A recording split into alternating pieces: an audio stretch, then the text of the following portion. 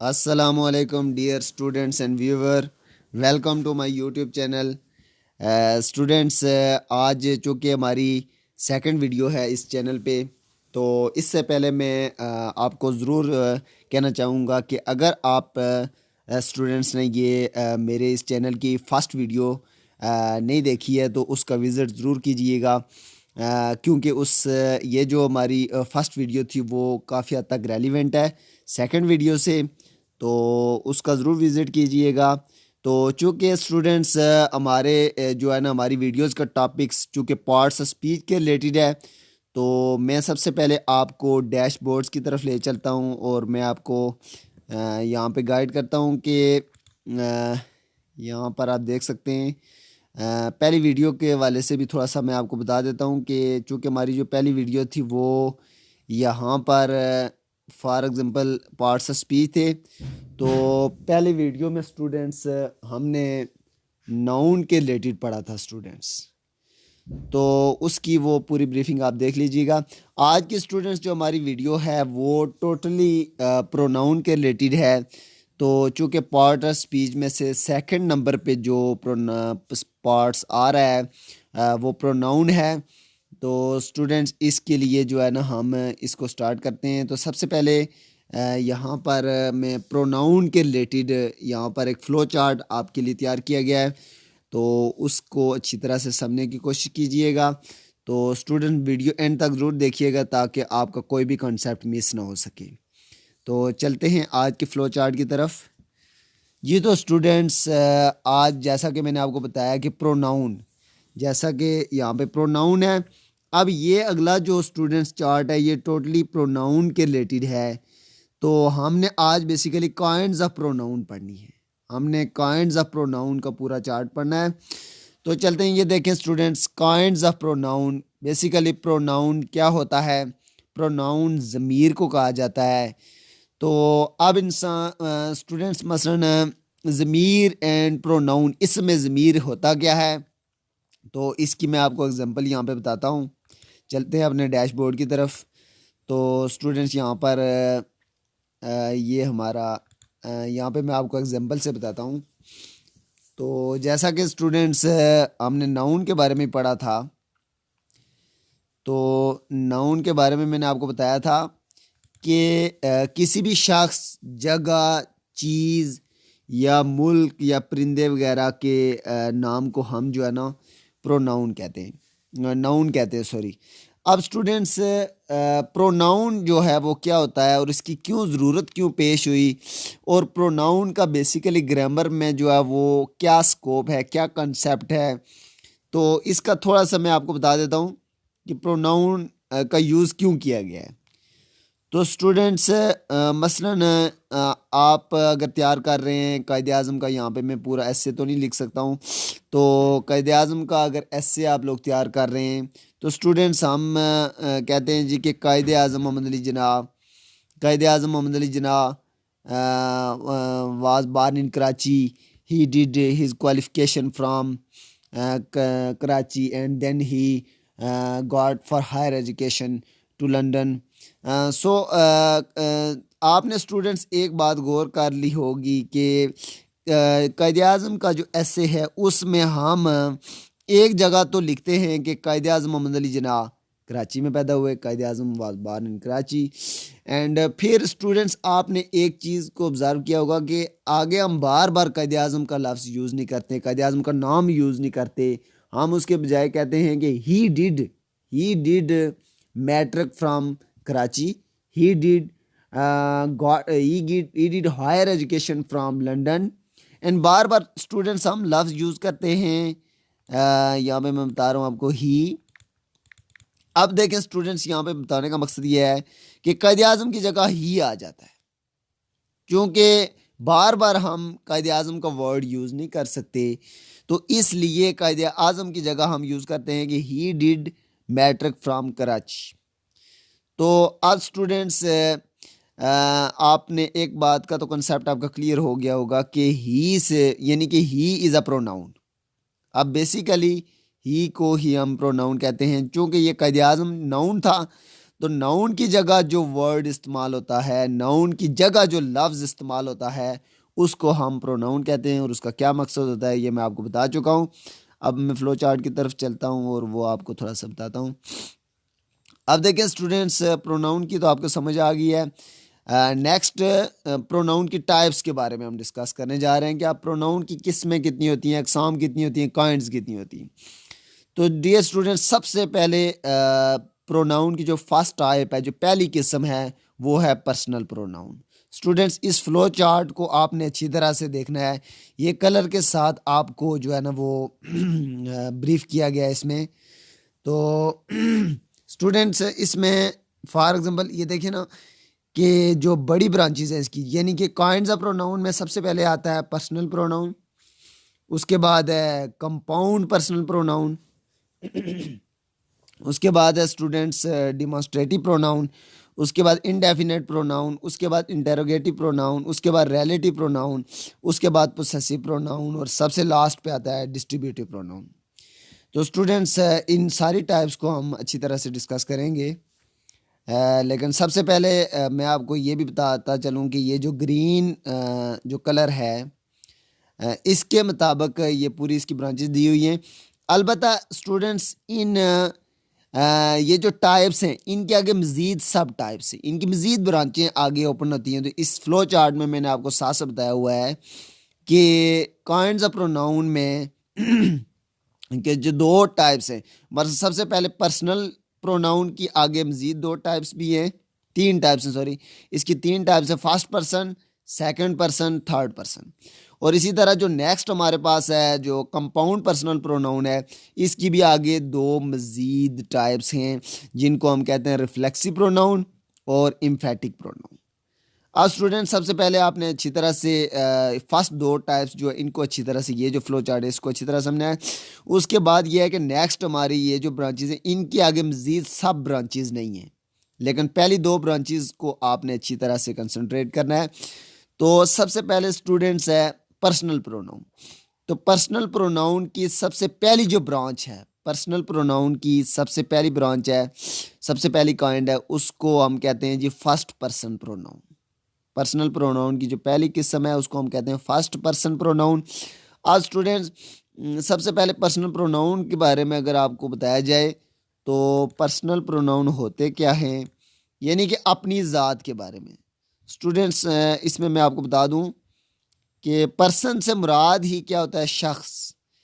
अब कोई भी शख्स है, कोई भी उसकी ज़ात के बारे में जो चीज़ है उसको हम कहते हैं पर्सनल प्रोनाउन। मसलन मैं अगर अपने बारे में कहूँ तो लफ्ज़ अगर मैं लिखूँ माई, अब माई, अब ये स्टूडेंट्स माई से मुराद है मेरा, तो अब ये मेरी ज़ात के बारे में है। इसी तरह अगर यहाँ पर मैं बताऊँ आई, यहाँ पे मैं वर्ड लिखता हूँ आई, तो मैं, इसका मतलब है मैं। अब ये भी स्टूडेंट्स ये मेरी अपनी ज़ात के बारे में है। इस तरह के जितने भी प्रोनाउंस होते हैं स्टूडेंट्स, उनको हम कहते हैं पर्सनल प्रोनाउन। अब पर्सनल प्रोनाउन में मज़ीद जो टाइप्स में, इनकी एग्जांपल मैं आपसे एग्जांपल के जरिए प्रूफ करता हूँ। तो स्टूडेंट, फर्स्ट पर्सन प्रोनाउन क्या होते हैं, तो इसकी एग्जांपल ज़रा देख लें। फर्स्ट पर्सन प्रोनाउन से मुराद ये है कि अपने बारे में स्टूडेंट्स, यानी कि फर्स्ट से मुराद ये है कि जब आप इसमें एक एग्जांपल के ज़रिए मैं आपको यहाँ पे समझा रहा हूँ, और वही एग्जांपल आप सेकंड पर्सन और थर्ड पर्सन पर भी आप अप्लाई कर सकते हैं। तो स्टूडेंट, सबसे पहले ये है कि अगर आप अपने बारे में कुछ कह रहे हैं तो उसको, उसके लिए आप जो भी वर्ड यूज़ करेंगे, आप अपने बारे में जो भी वर्ड यूज़ करते हैं उसको हम जो है वो फर्स्ट पर्सन प्रोनाउन कहते हैं। मसलन अपने बारे में हम आई का लफ्ज़ यूज़ करते हैं, उसके बाद अपने बारे में हम यूज़ कर सकते हैं, अभी माई मैंने आपको समझाया, मी हम यूज़ करते हैं, एम ई मी, ये भी हम अपने बारे में यूज़ करते हैं। अब स्टूडेंट, अपनी ज़ात के बारे में आप जो भी वर्ड यूज़ करेंगे जो सिंगुलर होते हैं, आई, माई, मी, इस तरह के जो भी वर्ड्स होंगे उनको हम कहते हैं फर्स्ट पर्सन प्रोनाउन। अब स्टूडेंट, बाज़ दफ़ा ये भी हो सकता है कि मसलन हम किसी दूसरे बंदे के साथ बात कर रहे हैं, तो अब जब दो दोस्त हैं, फॉर एग्ज़ाम्पल मेरा को फ्रेंड है, तो मैं उससे जब गो थ्रू होऊंगा तो ऑफ कोर्स जब मैं उसको को बात बताऊंगा तो मैं उससे यही कहूँगा कि तुम लाहौर क्यों गए हुए थे। तो अब देखें इसमें ना स्टूडेंट्स उसके लिए मैं जो भी वर्ड यूज़ करूँगा उस दोस्त को समझाने के लिए मैं लफ्ज़ हमेशा यूज़ करूँगा यू। यू उसके बाद मसलन अगर बाज़ दफ़ा मुझे उस दोस्त को ये लफ्ज़ भी यूज़ करना पड़ेगा यू आर। यू आर मसलन मैं अगर दोस्त को ये कहता हूँ कि this is your pen, this is your book, तो ये जो वर्ड यूज़ होगा अभी दोस्त के लिए जो मैंने इस्तेमाल किया यू आर। अब ये जो है स्टूडेंट है सेकंड पर्सन प्रोनाउन। उम्मीद है आपको ये क्लियर हो गया होगा ये कंसेप्ट सेकंड पर्सन का। अब चलते हैं third person. Student third person से यहाँ पे मुराद ये है कि सम टाइम हम दो दोस्त जो है वो किसी तीसरे बंदे के बारे में भी बात कर सकते हैं जो हम दोनों के दरमियान यानी मुझ में मेरे साथ और मेरे दोस्त के साथ मौजूद नहीं है, लेकिन हम उसके बारे में उसकी तारीफ़ करते हैं जी कि वो बहुत अच्छा इंसान है। वो मेरा जो दोस्त है, जो तीसरा दोस्त है, वो तीसरा जो आदमी है वो बहुत ही अच्छा इंसान था। तो अब उसके बारे में स्टूडेंट्स आप ये देखेंगे मैंने लफ्ज़ यूज़ किया कि वो बहुत अच्छा इंसान था। तो अल्टीमेटली हो कि इंग्लिश जो है वो हम अगर मेल है तो उसके लिए हम यूज़ करेंगे ही का वर्ड यूज़ करेंगे। अब स्टूडेंट ही से मुराद यहाँ पर आप देख सकते हैं ही से मुराद है वो। तो अगर वो मेल है तो उसके लिए ही से वो उसके लिए ही इस्तेमाल होता है। तो अगर वो फीमेल है तो उसके लिए शी का वर्ड यूज़ करते हैं। अब स्टूडेंट्स ये इसकी भी आपको समझ आ गई होगी कि थर्ड पर्सन प्रोनाउन में वो बंदा जो दो दोस्तों के दरमियान मौजूद नहीं होता लेकिन वो दोस्त उसके बारे में बात कर रहे होते हैं तो उसके लिए हम थर्ड पर्सन प्रोनाउन कहते हैं। फर्स्ट पर्सन में आई माई मी, सेकंड पर्सन में you yours you, and third person में स्टूडेंट्स आता है ही शी इट। इस तरह के जो भी वर्ड आप जो तीसरे आदमी के लिए इस्तेमाल कर सकते हैं वो सारे थर्ड पर्सन प्रोनाउन में शामिल हैं। अब स्टूडेंट्स हम सेकंड ब्रांच पे चलते हैं यानी second kind of pronoun compound personal pronoun. अब कंपाउंड पर्सनल प्रोनाउन स्टूडेंट्स क्या होता है इसकी मैं आपको डिटेल बताता हूँ पूरी। तो स्टूडेंट्स सबसे पहले इनके इसकी ब्रांचेस पे चलते हैं, आपको मज़ीद ये भी क्लियर हो जाएगा। तो कंपाउंड पर्सनल प्रोनाउन की बेसिकली दो टाइप्स हैं, रिफ्लेक्सिव प्रोनाउन और एम्फेटिक प्रोनाउन। अब रिफ्लेक्सिव प्रोनाउन क्या होते हैं इसकी टाइप्स को डिस्कस करें तो इसकी मेन जो ब्रांच है वो भी यूँ समझ लें कि साथ ही इसकी डिस्कस हो रही है। तो अब रिफ्लेक्सिव प्रोनाउन को मैं उसके बारे में कुछ एग्जांपल बताता हूँ आपको। स्टूडेंट रिफ्लेक्ट से निकला है रिफ्लेक्सिव। अब रिफ्लेक्ट से मुराद ये होता है किसी का साया, किसी का ओपोजिट, अक्स पढ़ना। तो अब स्टूडेंट्स इसकी मैं सिंपली आपको जब एग्जांपल बताऊंगा तो आपको पता चल जाएगा इसका। मसलन स्टूडेंट्स ये एग्जांपल देख लें। एग्जांपल में मैं कहता हूँ यहाँ पे कि एग्जांपल में देख लें मसलन उसने कहा है जी कि ही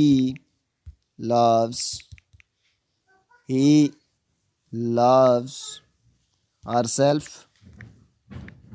he loves herself।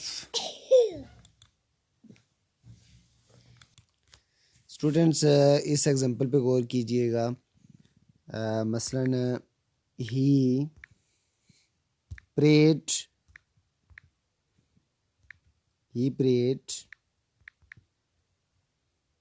himself।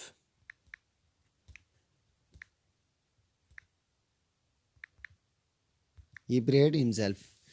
अब देखें स्टूडेंट्स इसमें ये वर्ड मैं हाईलाइट कर रहा हूँ। अब इसमें देखें उसने अपने लिए दुआ की। अब स्टूडेंट देखें कि अपने लिए ये बेसिकली सेल्फ, यहाँ पे जो वर्ड है सेल्फ ये इस बात के बारे में डिनोट कर रहा है कि वो बंदा अपने बारे में ही कोई बात कर रहा है, कोई दुआ कर रहा है, अपने आप के बारे में कुछ अल्लाह से मांग रहा है। तो अब स्टूडेंट्स इसमें ये जो वर्ड मैंने हाईलाइट किया है इस लफ्ज़ को, इस वर्ड को, इस प्रोनाउन को हम कहते हैं रिफ्लेक्सिव प्रोनाउन। यानी कि हिमसेल्फ, देमसेल्व्स, हर सेल्फ, इस तरह के जितने भी वर्ड्स हैं, जितने भी प्रोनाउन हैं, वो सारे के सारे कहलाएंगे रिफ्लेक्सिव प्रोनाउन। तो बिल्कुल इसी तरह स्टूडेंट्स इसकी हम अगर सेकंड ब्रांच को डिस्कस करें, इम्फेटिक प्रोनाउन क्या होते हैं तो इम्फेटिक प्रोनाउन में भी स्टूडेंट्स तकरीबन इसी तरह की सिचुएशन होती है, लेकिन उसमें थोड़ा सा कंसेप्ट ये होता है स्टूडेंट्स कि किसी भी इम्फेटिक से मुराद ये होता है, बेसिकली इसको उर्दू में आप यूँ कहें ताकीदी ज़मीर भी कहते हैं।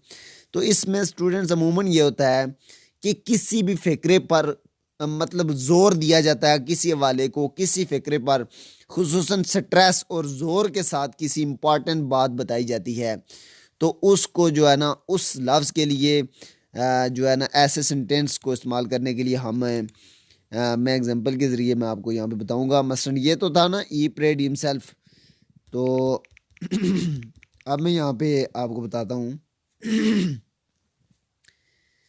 कि स्टूडेंट्स मसलन आई, मैं यहाँ पे एग्जांपल लिखता हूँ, I will buy a car,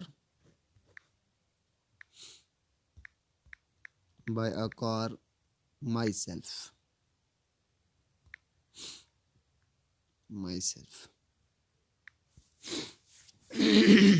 अब स्टूडेंट्स आप ऑब्जर्व करें कि यहाँ पर भी ये वर्ड जो है ये माई सेल्फ ज़रूर यहाँ पे इंक्लूड हुआ है, लेकिन यहाँ पर इससे मुराद ये है कि मसलन मैं इस बात पे ज़ोर दे रहा हूँ कि I will buy a car my self, कि एक न एक दिन मैं अपने लिए कार ख़रीदूँगा। तो अब स्टूडेंट यहाँ पर भी मैं अपने बारे में बात कर रहा हूँ, लेकिन फॉर एग्ज़ाम्पल ये कोई भी बंदा है, कोई भी शख्स है, वो अपने बारे में बात करेगा, लेकिन ये है स्टूडेंट्स के इस बात पे ज़ोर दिया जा रहा है। अगर आप फ़िक्रे पे गौर करें तो इसकी ट्रांसलेशन में पता चल रहा है कि मैं किसी बात पे खुसूसी तौर पे ताकीद कर रहा हूँ, ज़ोर दे रहा हूँ कि मैं अपने लिए ज़रूर, विल का मतलब ऐसे ये होता है ज़रूर कोई चीज़ ख़रीदना। तो उम्मीद है आपको ये जो है ना इसका जो सेकंड ब्रांच है कंपाउंड पर्सनल प्रोनाउन की, आपको दोनों ब्रांचेस की समझ आ गई होगी। तो नेक्स्ट स्टूडेंट है डिमॉन्स्ट्रेटिव प्रोनाउन। तो डिमॉन्स्ट्रेटिव प्रोनाउन में स्टूडेंट्स इसकी भी कुछ एग्जांपल को भी डिस्कस करेंगे। तो इसमें क्या होता है, तो स्टूडेंट्स ये बेसिकली वो प्रोनाउन होते हैं जो किसी इशारे की तरफ बात करते हैं। इनमें किसी न किसी चीज़ की तरफ इशारा किया जाता है किसी चीज़ के बारे में बताया जाता है, किसी दूसरी चीज़ को, किसी दूसरे बंदे को राग़ब करने के लिए किसी बंदे को इशारा किया जाता है किसी चीज़ की तरफ। तो स्टूडेंट्स इसकी एग्जांपल ज़रा देख लें। मसलन यहाँ पर एग्जांपल देख लें आप।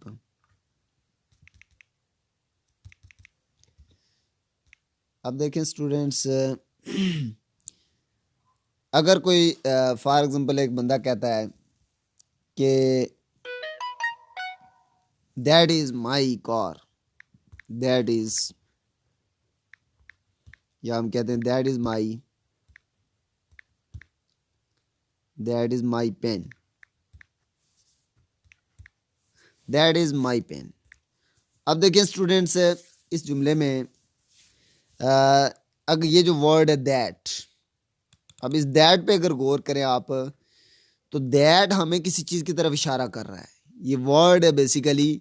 लेकिन यहाँ पर ये दैट एज अ यूज़ हो रहा है डिमॉन्स्ट्रेटिव प्रोनाउन। यानी कि स्टूडेंट्स आपने जहाँ पर भी किसी भी एग्ज़ाम में अगर कोई वो मैट्रिक इंटरमीडिएट या किसी भी एग्ज़ाम में ये क्वेश्चन पूछे जा रहे हैं ऑब्जेक्टिव की केस में या फिर किसी टेस्ट में एनटीएस में किसी भी तरह के अगर टेस्ट में इस तरह का वर्ड दिया हो दैट, और ऑप्शन आपको दिए हूँ कि ये कौन सा प्रोनाउन है, तो उम्मीद है कि आपको ये पता चल गया होगा कि आप अल्टीमेटली इसको डिमॉन्स्ट्रेटिव प्रोनाउन के केस में लेंगे। और ये इसमें जहाँ अगर ऑप्शन आ रहे हैं, ये बहुत सारे प्रोनाउन के आगे टाइप्स उन्हें दिए हैं, तो आपने स्टूडेंट्स टिक करना है डिमॉन्स्ट्रेटिव प्रोनाउन को। तो स्टूडेंट दिस, इसमें और भी कुछ है, this that those this there, अगर इस सेंस में आ रहे हैं कि वो किसी चीज़ की तरफ इशारा किया जा रहा है, this shop is much nicer. अगर कोई बंदा किसी बारे में बता रहा है कि this river is the longest of the all, this river is longest of the all, ये जो दरिया है ये सबसे लंबा तरीन तवील तरीन दरिया है। तो उस दरिया के लिए जो वर्ड यूज़ हुआ दिस, वो भी जो है ना वो डिमॉन्स्ट्रेटिव प्रोनाउन की केस में आता है। उसके बाद स्टूडेंट्स चलते हैं हम इंडेफिनिट प्रोनाउन की तरफ। तो इंडेफिनिट प्रोनाउन स्टूडेंट्स इसमें कुछ ख़ास किसी शख्स, कोई मिकदार या किसी चीज़ का हवाला जो है ना वो दिया जाता है। इसकी मैं एग्जांपल मैं आपको बता सकता हूँ कि मसलन किसी चीज़ के बारे में, किसी शख्स के बारे में कोई ख़ास बात करना, जो मसलन मैं आपको यहाँ पे ज़रा जब हम चलते हैं इस डैशबोर्ड पे, तो यहाँ पर देखें, जब मैं एग्जांपल में आपको बताऊंगा कि मसलन स्टूडेंट्स सम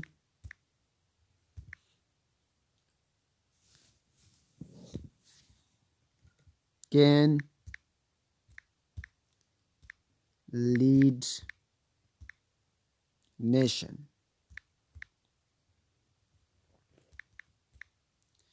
ये अब देखें students, some can lead nation, ये बेसिकली एक सेंटेंस है। तो इसमें स्टूडेंट्स हम कुछ ख़ास लोगों की बात कर रहे हैं कि कुछ ख़ास, अब सम से मुराद यहाँ पर ये है कि सम, इस जुमले में आप इस वर्ड पे गौर करें कि सम can lead nation.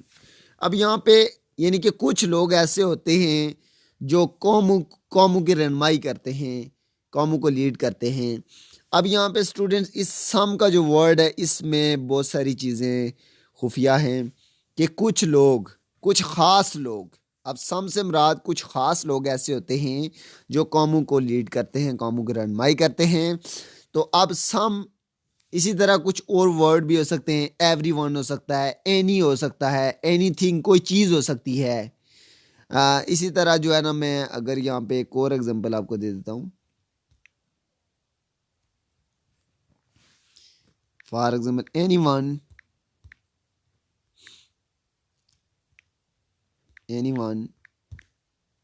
Can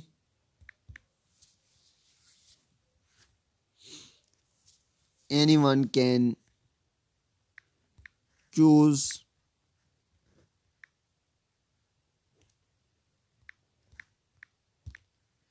his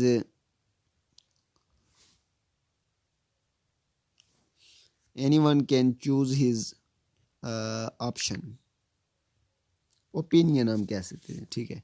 anyone can choose his opinion, कि कोई भी शख्स अपनी राय चुन सकता है, अपनी राय का जो है ना वो जवाब दे सकता है, अपनी राय के बारे में वो बता सकता है।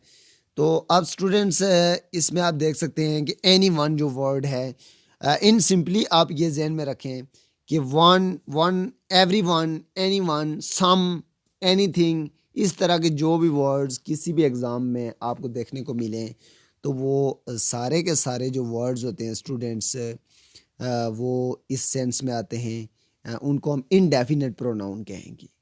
तो सम की एग्जांपल, उसके बाद मैंने आपको दे दी है एनी वन की एग्जांपल है, एवरी वन भी आ सकता है। तो इस तरह के जो वर्ड्स हैं उनको आपने नोटिस करना है कि वो हमेशा इनडेफिनेट प्रोनाउन के सेंस में जाएंगे। स्टूडेंट्स हमारी नेक्स्ट जो प्रोनाउन की ब्रांच है वो है relative pronoun, sorry interrogative pronoun है। तो इंटेरोगेटिव प्रोनाउन भी बिल्कुल सिंपल ही है, इसमें भी मैं आपको कुछ मिसालें बताऊंगा। तो जैसे कि इंटेरोगेटिव से ही, ये वर्ड से ही ये साबित हो रहा है कि इंटेरोगेटिव प्रोनाउन जो होते हैं वो किसी न कोई सवाल किया जाता है, कोई ना कोई क्वेश्चन किया जाता है ऐसे प्रोनाउन में। तो स्टूडेंट्स इसकी भी एग्जांपल देख लेते हैं।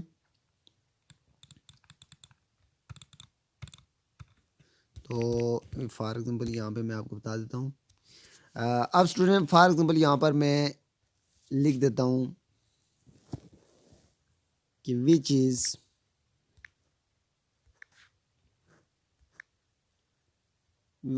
Your chair.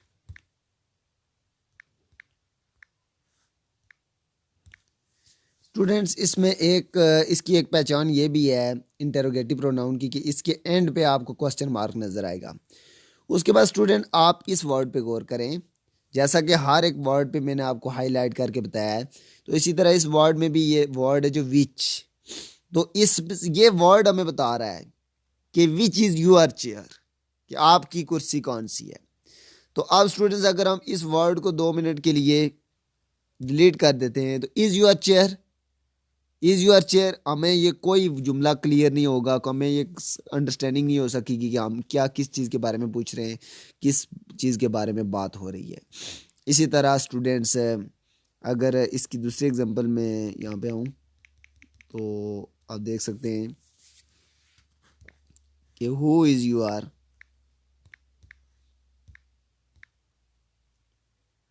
Who is your enemy, who is your enemy. Students यहाँ पे एक सिंपल सा जुमला है, हु इज़ योर एनिमी। अब यहाँ पे वो स्टूडेंट पूछ रहा है कि आपका जो है दुश्मन कौन है, ठीक है। अब लफ्ज़ हु पे आप गौर करें तो ये वर्ड ही अगर इसको हम निकाल दें तो क्वेश्चन मार्क ख़त्म होता है, और ये हमें यानी किसी बंदे के बारे में पूछा जा रहा है, किसी शख्स के बारे में, किसी के बारे में पूछा जा रहा है कि कौन है वो जो तुम्हारे खिलाफ है, एंटी है।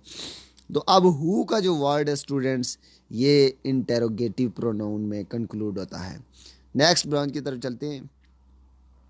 स्टूडेंट हमारी जो नेक्स्ट ब्रांच है वो है relative pronoun.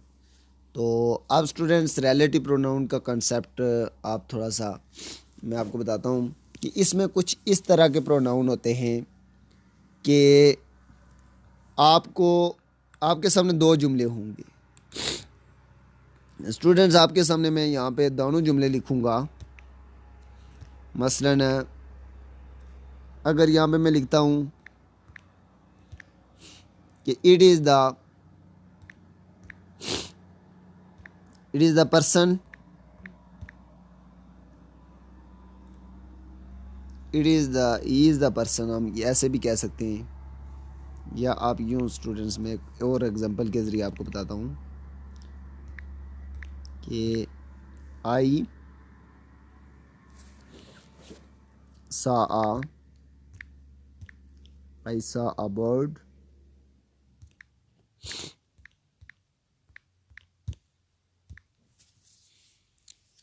I saw a bird which is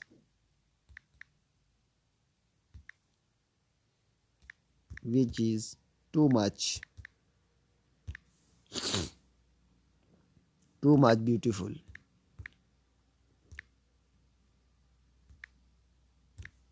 अब स्टूडेंट्स में आप इस पूरे फिक्रे पे गौर करें तो इसमें अगर मैं ये जो वर्ड है इसमें विच, अगर मैं स्टूडेंट्स गौर करें 2 मिनट के लिए इसको मैं डिलीट कर दूं तो यहाँ पर आप देखें I saw a bird is too much beautiful, पूरा जुमला इनकम्प्लीट नज़र आएगा। यानी कि इस पूरे सेंटेंस में स्टूडेंट्स एक ही लफ्ज़ है विच जो कि इस पूरे 2 सेंटेंसों को आपस में जोड़ रहा है, जोड़ने का काम कर रहा है। स्टूडेंट्स आप शायद जो है ना इस बात से कंफ्यूज होंगे कि सर ने पहले भी जो है ना वो इंटेरोगेटिव के सेंस में भी पढ़ाया था। तो स्टूडेंट उसमें मैंने आपको बताया था कि उस वक्त वहाँ पर अगर विच का वर्ड आए तो वहाँ पे क्वेश्चन, कोई ना कोई क्वेश्चन किया होगा, which is your book, which is your pen. तो वहाँ पर आपने हमेशा एग्ज़ाम में इंटेरोगेटिव को ही चूज़ करना है। लेकिन स्टूडेंट्स यहाँ पे बड़े काबिल गौर बात है कि अगर इस तरह के ये जो विच वर्ड है या हु है, होम है, ये वर्ड अगर 2 सेंटेंसों को आपस में जोड़ रहे हैं, फॉर एग्जाम्पल ये भी एक सेंटेंस है I saw bird is too much beautiful, इनको जोड़ने का काम कर रहा हो। रिलेटिव का मतलब यही होता है कि रिलेशन बनाना, इन 2 जुमलों के दरमियान ये रिलेशन बनाए तो उन प्रोनाउंस को हम कहते हैं रिलेटिव प्रोनाउन, यानी 2 जुमलों को ये जोड़ने का काम करता है। तो स्टूडेंट्स आपको अभी हम नेक्स्ट ब्रांच की तरफ चलते हैं। जैसे कि हमारी नेक्स्ट ब्रांच है पोसेसिव प्रोनाउन के हवाले से, तो इस पे भी जो है ना अभी मैं कुछ एग्जांपल देता हूँ आपको। स्टूडेंट्स डैशबोर्ड की तरफ चलते हैं। तो यहाँ पर पोसेसिव प्रोनाउन स्टूडेंट्स क्या होता है, तो पोसेसिव इसमें थोड़ी सी एग्जांपल पे गौर करें आप। तो यहाँ पे बेसिकली पोसेसिव से मुराद स्टूडेंट्स ये होता है कि किसी चीज़ की कोई मलकियत ज़ाहिर करना, यानी किसी पोसेस करना, किसी चीज़ की मलकियत ज़ाहिर करना। बहुत सिंपल है ये भी, मैं आपको बता देता हूँ। मसलन कि यहाँ पर एग्जांपल है जी स्टूडेंट्स, इट्स माइन। पहले सिंपली मैं आपको एक एग्जांपल देता हूँ, इट्स माइन, ये मेरा है या ये कोई भी चीज़ मेरी है, ठीक है। अब स्टूडेंट यहाँ पे लफ्ज़ जो यूज़ हो रहा है माइन, माइन का मतलब है मेरा, ठीक है। तो अब इस तरह के जो वर्ड स्टूडेंट्स जो होते हैं वो किसी की मलकियत को ज़ाहिर करते हैं। तो ये एक शार्ट सी एग्जांपल थी, मैं नेक्स्ट एग्जांपल आपको देता हूँ, आपको मज़ीद क्लियर हो जाएगा कि this is yours, this watch is, student यहाँ पे आप कैपिटल डालें, this watch is yours, this watch is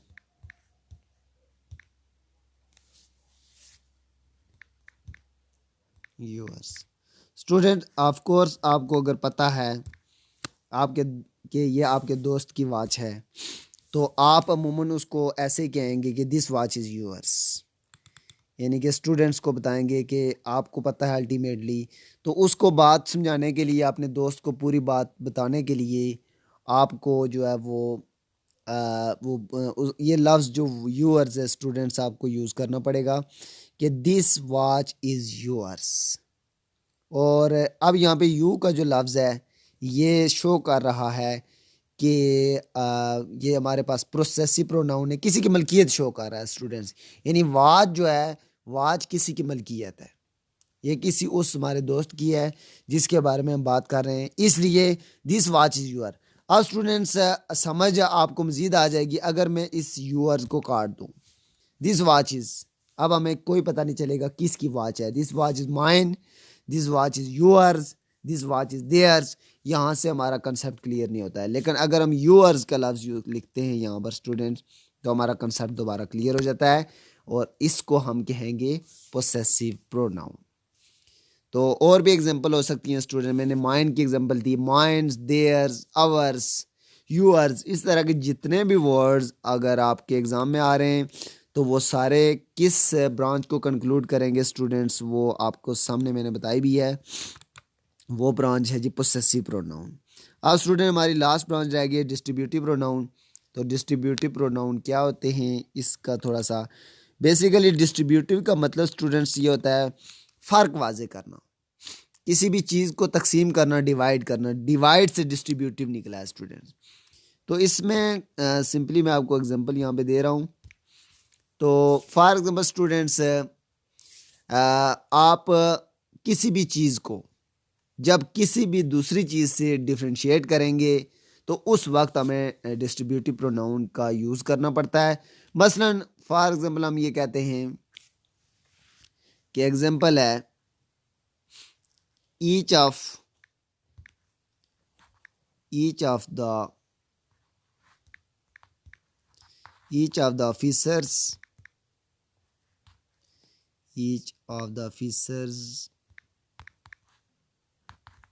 is brave।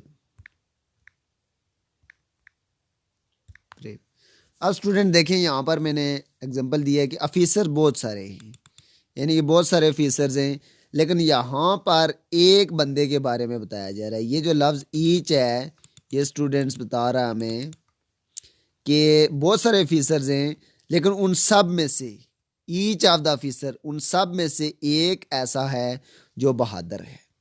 ये इज़ बता रहा हमें कि वाहिद किसी बंदे के एक सिंगल ऑफिसर के बारे में हम बात कर रहे हैं कि वो ऑफिसर जो सारे ऑफिसर्स से वो सबसे ज़्यादा बहादुर है। तो अब यहाँ पे अगर ये लफ्ज़ ईच को 2 मिनट हम काट दें तो स्टूडेंट देखें of the officer is brave, यहाँ पे हमारा पूरा जुमला ही इनकम्प्लीट हो जाता है। तो लिहाजा ये लफ्ज़ ईच जो है और इसी तरह के कुछ और स्टूडेंट्स अगर वर्ड भी आ जाएं, आइदर है, नाइदर है, ईच, ये जिस तरह के जो भी वर्ड्स अगर आपके एग्ज़ाम में आ रहे हैं तो आपसे अगर पूछा जाए, ये पूरी लिस्ट है वहाँ पर, तो खैर 4 ऑप्शन आपके पास होंगे। तो आप में से 4 ऑप्शन कोई भी यहाँ से, यही ऑप्शन स्टूडेंट पूछते हैं, पर्सनल प्रोनाउन है, कंपाउंड पर्सनल है, रिलेटिव हैं, इनडेफिनेट हैं। तो इस तरह का जो भी अगर आपको अच्छी तरह से पहचान होगी तो आप किसी भी ब्रांच को अच्छी तरह से उसका ऑप्शन चूज़ कर सकते हैं और उम्मीद है कि आप उसमें से पूरे मार्क्स ले सकते हैं। स्टूडेंट्स, अगर आपको हमारी वीडियो पसंद आई है तो लाइक ज़रूर कीजिए और सब्सक्राइब कीजिए और शेयर कीजिए, ताकि जो बाकी लोग हैं इससे फ़ायदा उठा सकें और वो भी इस वीडियो को जो है ना वो देखें और उनके भी कंसेप्ट क्लियर हो सकें। तब तक के लिए स्टूडेंट्स, आपकी नेक्स्ट वीडियो जो है ना वो होगी, आपको नेक्स्ट पता चल जाएगा, यानी कि यहाँ पर जैसे मैंने आपको डैशबोर्ड पे बताया भी है, नेक्स्ट वीडियो हमारी वर्ब के रिलेटेड होगी। तब तक के लिए इजाज़त दीजिए। अल्लाह हाफिज़।